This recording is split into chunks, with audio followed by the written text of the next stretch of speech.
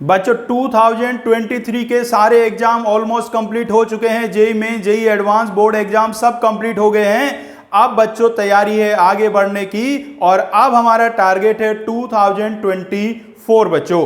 तो जैसे 2023 के लिए हमने पूरे प्रोग्राम चलाए थे उसी तरीके से 2024 के लिए भी चलाएंगे।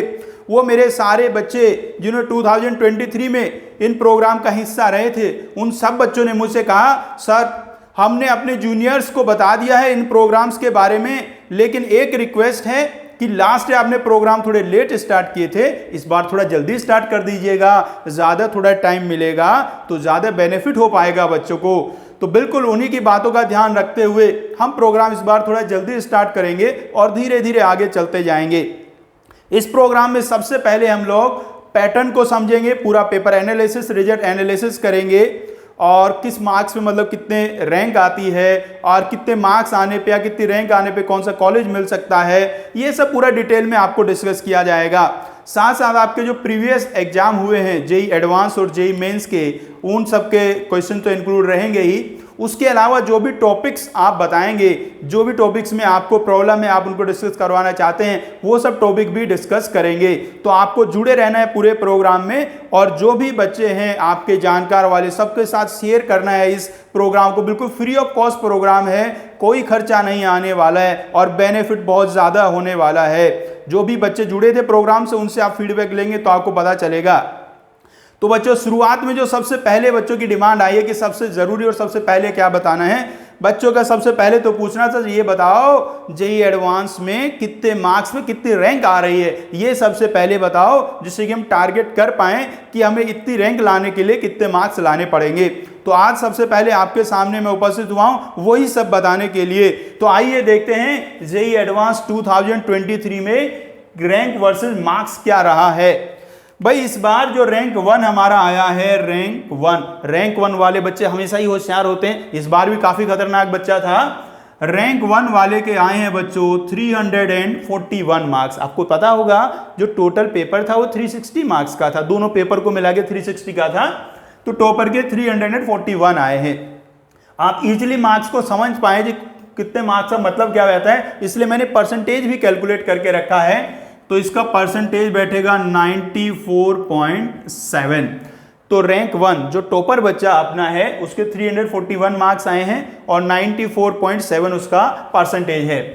बच्चों जिसका रैंक 100 है, 100 रैंक वाला जो बच्चा है उसके मार्क्स हैं 290 मार्क्स हैं और इसका परसेंटेज होगा अराउंड 80%। तो देखो 1 से 100 आने में ही कितने मार्क्स नीचे आ गए, 51 मार्क्स नीचे आ गए। परसेंटेज में देखो मोटा मोटा 15% के करीब आ गया है बच्चों। उसके बाद बच्चों जिस बच्चे की रैंक है 500 वाले के मार्क्स हैं बच्चों 240 पे आया है 500 रैंक और इसका परसेंटेज निकालें तो अराउंड 66.7% बच्चों ऐसा कुछ बैठेगा। परसेंटेज मैंने ऑलमोस्ट आसपास ही निकाला है, कोई एक पॉइंट इधर उधर हो गया हो तो बिल्कुल टेंशन मत लेना भाई। तो यहाँ आप देखिए 1 से 100 आने में कितना परसेंट कम हुआ था, 15 हुआ था और यहाँ 100 से 500 आने में लगभग आपका 14% से भी कम हुआ है। तो यहाँ जितना 100 में हो गया था उतना यहाँ 400 में भी कम नहीं हुआ।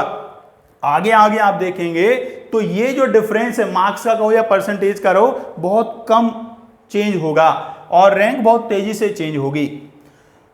1000 वाला जो बच्चा था बच्चों उसके मार्क्स से 219 नंबर थे, परसेंटेज में निकालें तो ये 60.8% आएगा।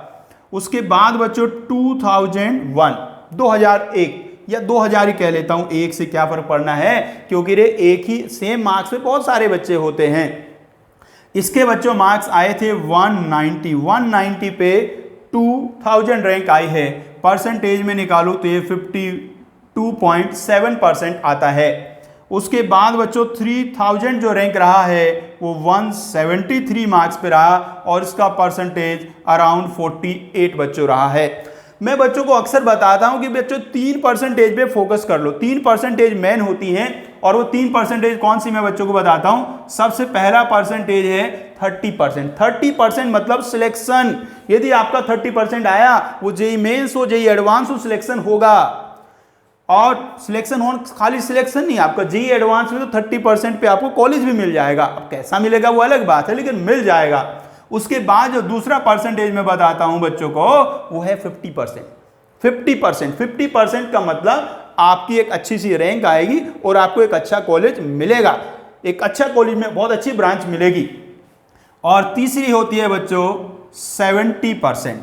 70% to 75 कर लो, होशियार बच्चे ज्यादा हो जाएं तो। ये ऐसी रैंक होती है कि इसमें आपको बहुत ही शानदार कॉलेज मिलता है, बहुत ही शानदार, लगभग आपका मनचाहा ब्रांच या मनचाहा कॉलेज आपको इसमें मिल जाता है। अक्सर ऐसा ही रहता है हमेशा।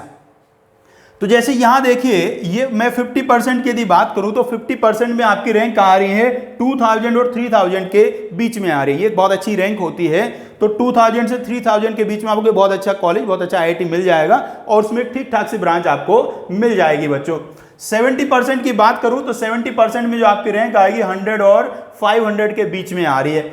मोटा मोटा मान लो 400 आ रही होगी, तो 400 में आपको जो भी आईआईटी चाहोगे वो मिल जाएगा, या तो जो भी आप ब्रांच चाहोगे आपको वही मिल जाएगा बच्चों। सारी इच्छाएं पूरी होना जरूरी नहीं है, बहुत ही सारी इच्छाएं पूरी करनी है तो 100 के अंदर रैंक लाइए। लेकिन यदि आपकी 500 के अंदर रैंक है तो इसका मतलब आपको सीएस चाहिए, सीएस मिलेगा। हो सकता है एक दो आईआईटी में ना मिले, बाकी सब में मिल जाएगा भाई। तो इसलिए इन 3 पे आपको फोकस रखना है। तो जितने बच्चे तैयारी कर रहे हैं, स्पेशली जो 11th वाले बच्चे देख रहे हैं, उनको लिए बात आ रहा हूं, वो इस पे फोकस करके चले।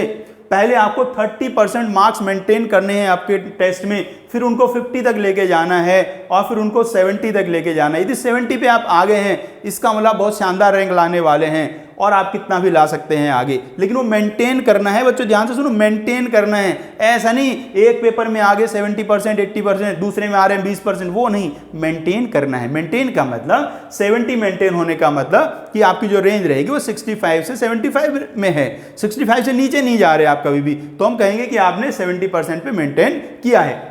आगे बढ़ते हैं बच्चों 4000। इसके बाद 4000 जो हमारी रैंक रही है वो आ गई है 162 मार्क्स पे, और ये परसेंटेज निकालेंगे तो मोटा मोटा 45% आता है।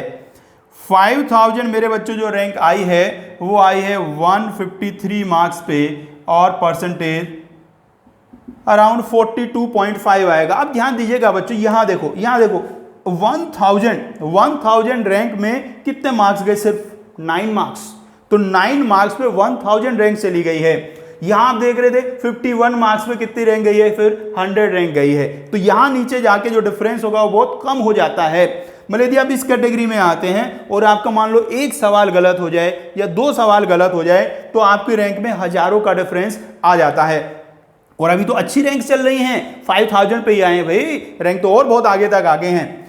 इसके बाद बच्चों यदि 6000 की मैं बात करूं, 6000 रैंक आई है बच्चों 146 पे। यहां देखो नेक्स्ट जो 1000 गया है कितने मार्क्स? खाली 7 मार्क्स। वहां 9 गया था, यहाँ 7 ही गया है और ये परसेंटेज आ गया आपका 40.5%।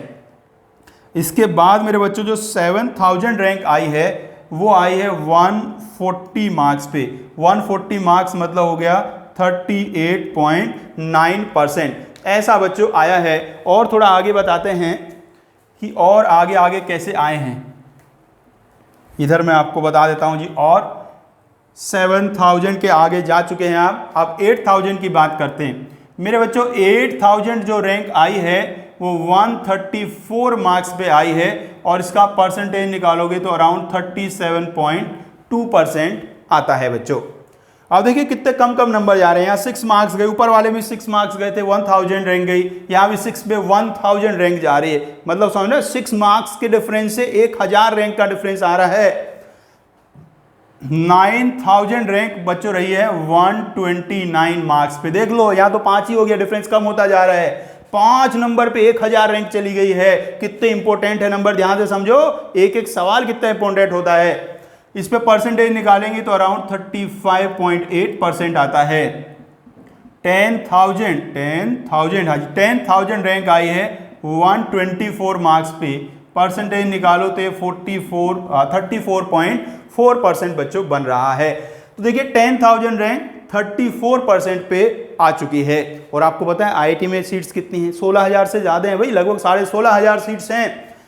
तो इसके बाद में सीधे चलता हूं भाई, इतना डिफरेंस देखो, 5-5 नंबर का डिफरेंस आ रहा है। अब आगे मैं 1-1, 2-2 नंबर का डिफरेंस बताऊंगा, अच्छा थोड़ा लगेगा। तो सीधे हम कहां पहुंच गए, 15,000 पे पहुंच गए। 5,000 का जंप लगाया जी, 5,000। और पता है नंबर कितने हैं, 109। डिफरेंस देखो बेटा, ये डिफरेंस कितना आ रहा है, देख लिया कितना कम डिफरेंस आ रहा है। और रैंक कितनी चली गई है, 5,000 चली गई है। तो परसेंटेज आप देखेंगे तो ये कितना आ रहा है, 30.2% आ रहा है। और मेरे बच्चों, यदि किसी बच्चे की रैंक 15,000 आती है तो उसे आईआईटी में एडमिशन मिल जाएगा। अभी कौन सी ब्रांच मिलेगी, कौन सा आईआईटी मिलेगा, वो इंपॉर्टेंट नहीं है, एडमिशन लेकिन मिल जाएगा और कोई ना कोई ब्रांच उसको मिल ही जाएगी। तो फिर आपको याद दिला दूं परसेंटेज कौन सी है। इससे आगे नहीं जा रहा भाई, इससे आगे नहीं जा रहा, इससे आगे मैं बताता चलूंगा। कोई देखेगा वीडियो, भाई आईआईटी एडवांस में 15% पे ये रैंक आ रही है, अच्छा लगेगा किसी को क्या, तो यहीं रुक जाते हैं। 15,000 बहुत है, 15,000 मतलब कॉलेज मिलेगा। अब 20,000 वाले कॉलेज मिलेगा नहीं मिलेगा उसका पता है नहीं, तो यहां तक तो कॉलेज मिलता है, इसलिए मैं 15,000 तक ही बता रहा हूं। और यदि आप भी तैयारी कर रहे हैं तो इससे नीचे थोड़ा ना सोच रहे होंगे, या ये सोच के आए हो 10% नंबर पे कितनी रैंक आएगी, ना ना वो मत सोचो, यहां तक ही सोचना है। तो बच्चों 30% यदि आपके मार्क्स हैं तो आपकी रैंक 15,000 आ गई है, आईआईटी मिलेगा आपको। यदि आपके 50% मार्क्स आएंगे, रैंक 2-3,000 के बीच में कहीं आएगी तो भी आपको आईआईटी मिलेगा। और यदि आपके 70% से ऊपर मार्क्स आ गए तो 500 के अंदर आपकी रैंक आएगी, फिर तो आपको शानदार ब्रांच और शानदार आईआईटी मिलने ही वाला है। तो इन 3 पे आपको फोकस रखना है, 30, 50 और 70 पे बच्चों। और ये मैंने 2023 का बताया, आगे आगे आने वाले दिनों में आपको बाकी ईयर्स का भी एनालिसिस बताऊंगा और कंपैरिजन भी करूंगा। जैसे लास्ट ईयर की बात करूं तो लास्ट ईयर ये परसेंटेज और काफी कम थी और बहुत कम नंबर पे सब मिल जा रहा था। क्लियर है बच्चों। तो आज मैंने आपको रैंक वर्सेस मार्क्स बता दिया है 2023 जेईई एडवांस का। नेक्स्ट में हम आपको बताएंगे कि भाई मिनिमम मार्क्स कितने चाहिए होते हैं, category wise minimum marks individual subject में और ओवरऑल कितने चाहिए होते हैं। फिर एक बार हम आपको बताएंगे कि कितने मार्क्स में, मिनिमम कितने मार्क्स में कौन सा आईआईटी मिल जाता है और कौन सी ब्रांच मिनिमम कितने मार्क्स में मिली है, ये सब पूरा डिटेल में आपको समझाया जाएगा बच्चों।